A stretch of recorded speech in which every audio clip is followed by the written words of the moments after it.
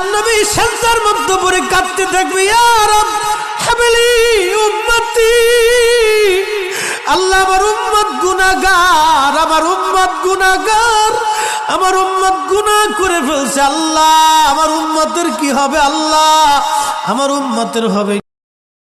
তুমি আজান দিতে পারবা তো?